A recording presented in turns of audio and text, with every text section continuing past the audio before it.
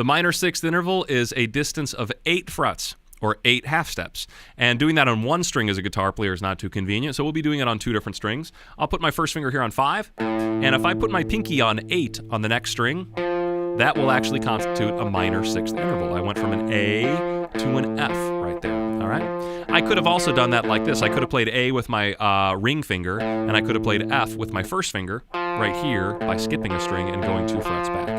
So either of these are acceptable ways to imagine a minor sixth interval. Just keep in mind, if you try putting these on different strings, that it'll look the same all the way until you finally get to this third string and second string nonsense. Then you'll have to, shift things a little bit. So this would be what a minor sixth looks like on those 2 strings, and then this is what a minor sixth would look like on those 2 strings. All right? Or I could do it like this. Here's my ring finger. I skip a string, and I put my first finger 2 frets back. That's a minor sixth. So is this on those 2 strings. On these 2 strings, it would actually come up a fret because of that weird gap. That's a minor sixth on these 2 strings. And then on the last 2, the third string, your minor sixth would have that same new positioning here. My middle finger and my first finger, all right? So now we know how to play a minor sixth, but what does this sound like? This gets a little tricky. This is, we are getting further and further from the root. So it's getting harder and harder to gauge where we're at. You know what I mean? When you're close to the root, it's kind of easy to count to where you're at. But when you're going really far away from the root, it gets harder and harder to know where you're at. And I think this is a good example. I mean, this doesn't really sound very much like anything. I'm going to give you my best descriptions of this interval. To me, it's unstable, all right? If I play both notes at the same time, that to me isn't consonant, really. It kind of wants to resolve to the 5th. You can imagine coming back to a power chord, right? To me, it feels like somebody played a power chord, turned it into that minor sixth, and it wants to come back. So that's kind of what I'm hearing with a minor sixth interval. I hear a little bit of James Bond. If you think of the James Bond theme, is usually a root and a 5th, and then a minor sixth, and then a major sixth, and then back to a minor sixth. So when I think of that James Bond feeling, I'm kind of thinking minor sixth. That's kind of what I get out of it. There's the most common example I hear referred to for minor sixth is actually The Entertainer by Scott Joplin, I believe. And that's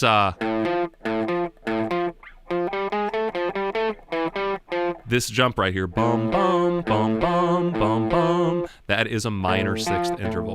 Now, that doesn't sound evil and crunchy and James Bondian just because of the context that this interval is being played in. And every major chord actually has its own major sixth gap inside of it. If you count off of the third note or the third scale degree, all right?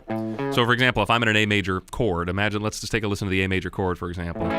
All right, there's a C sharp in that note, and C sharp compared to A, if I play a C sharp down here and an A there, that is a minor sixth interval. So that doesn't sound too evil and crunchy just because I'm playing it in context of it being in an A major chord, built off of the C sharp. But if I'm in the key of A, and all of a sudden I start playing that minor sixth, you start realizing it starts getting pretty creepy pretty fast. So unfortunately, I don't have a lot of examples of songs that start off with this minor sixth other than The Entertainer. Bum, bum, bum, bum, bum, bum. So I want you to use that, but I also want you to use this James Bond chord feeling as well, and playing a power chord, adding your pinky onto that minor sixth to hear that change between a stable 5th and this unstable. You can think of it as a sharp 5th, even though that's not what we call it, but I like to think of it like that as well. All right, let's test ourselves here really quick by trying a few different examples. I'm going to play this note, A flat, all right? And I'm going to sing that note, A flat, and I'm going to imagine singing The Entertainer, all right? Dum bum bum bum bum bum. So I'm guessing this note right here would sound like this. Good. Now I'll start in a different spot. This is F, and what I'm going to imagine singing a power chord. I'm going to sing a perfect 5th, and then I'm just going to lift it up a half step, and that should get me to my minor 6th. So here's my root, and now I'm going to sing a perfect 5th, which is bum, bum. Now I'm going to lift it up a half step, bum. So that note right there from here should be a minor 6th. Good. So there's a few ways that you can use your ear for this, and sometimes I'll use other intervals to get me to the interval where I need to be. Minor 6th is very difficult. Perfect fifth is very easy. So a lot of times what I'll do is I'll use other intervals and then kind of work up in half steps up or down to see if I'm in the right area. All right, as you can see right there.